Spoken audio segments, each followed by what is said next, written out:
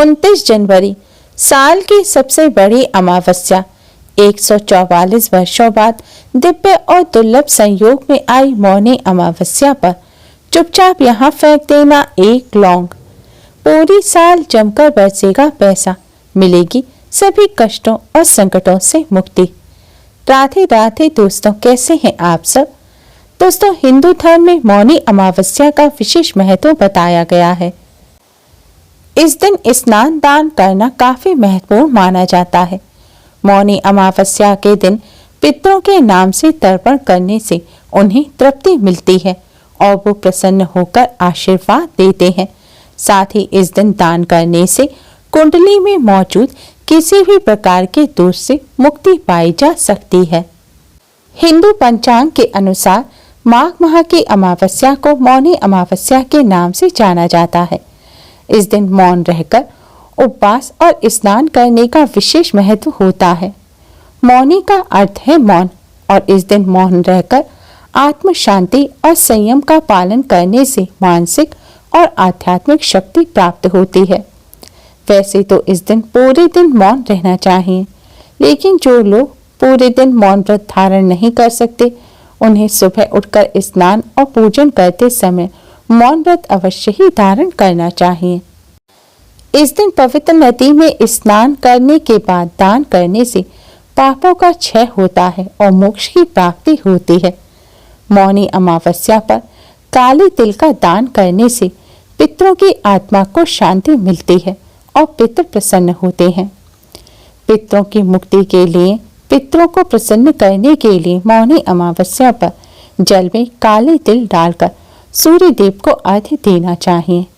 ऐसा करने से भी सूर्य देव के साथ ही पितरों का भी आशीर्वाद प्राप्त होता है और पितरों के कष्ट दूर होते हैं।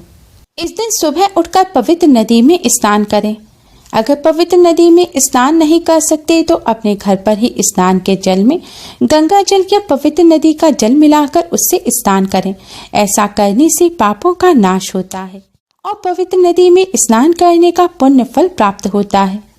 स्नान करने के पश्चात भगवान सूर्य को अर्घ्य दें। फिर भगवान लक्ष्मी नारायण का पूजन करें और पितरों का तर्पण करना चाहिए। पूजन के पश्चात गरीब व्यक्ति या फिर ब्राह्मण को भोजन कराएं और दान दक्षिणा अपनी सामर्थ्यानुसार दें। इस दिन कंबल, तिल, वस्त्र, अन्न इत्यादि का दान करना बहुत ही शुभ माना जाता है। इस दिन दान करने से जीवन की सभी समस्याओं से छुटकारा मिलता है। साथ ही अशुभ ग्रहों के प्रभाव भी कम होने लग जाते हैं। यह दिन पूजन के साथ ही उपाय के लिए बहुत खास माना जाता है।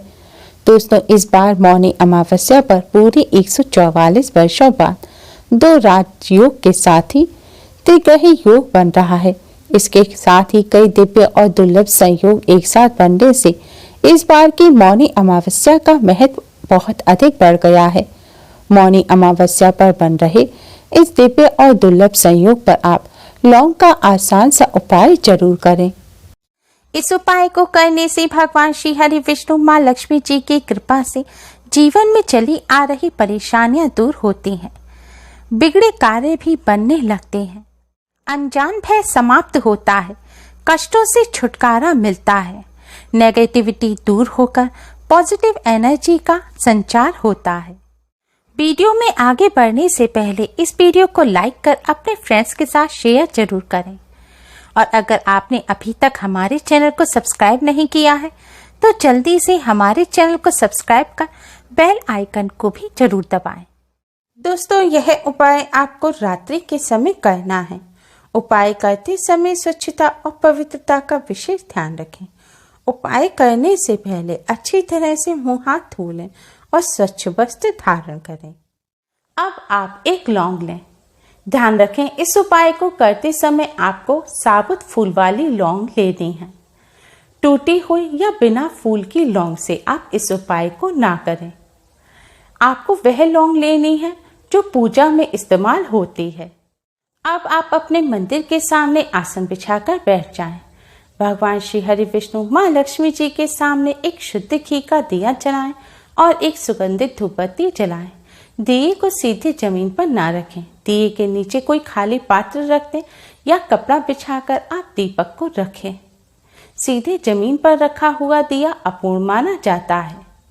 दिया जलाने के पश्चात अब आप इस लौंग को भगवान विष्णु जी के चरणों में रख दें। भगवान विष्णु जी और माँ लक्ष्मी जी को कुमकुम से तिलक करें।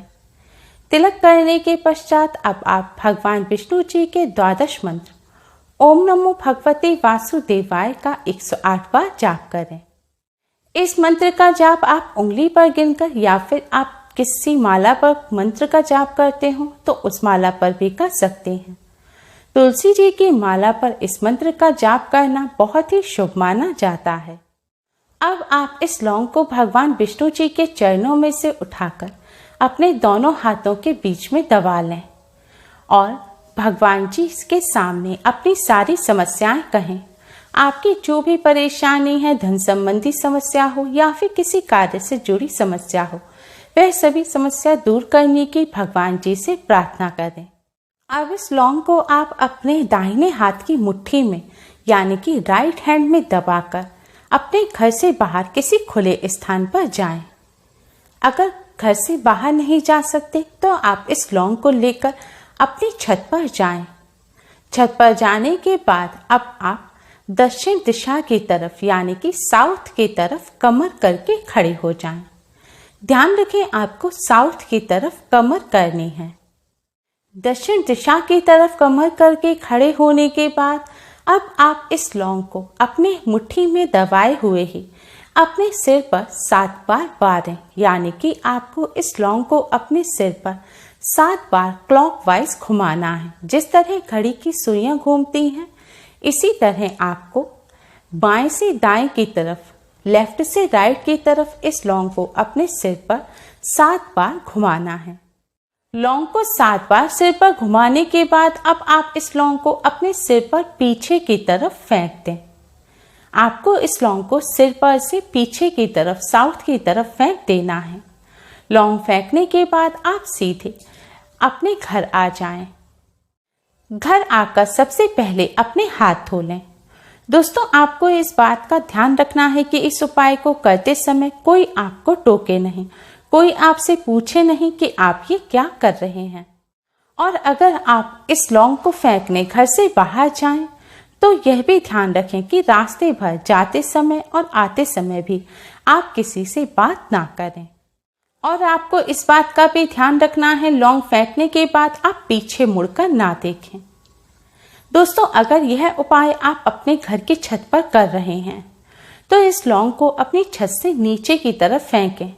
लेकिन अगर आपके घर पे, आपकी छत पर साउथ दिशा की तरफ, दक्षिण की तरफ कोई कमरा बना हुआ है या कोई दीवार है और आप लौंग छत से नीचे नहीं फेंक सकते तो आप लौंग को दक्षिण दिशा की तरफ अपनी छत पर ही फेंक दें और सीधे नीचे आ जाएं।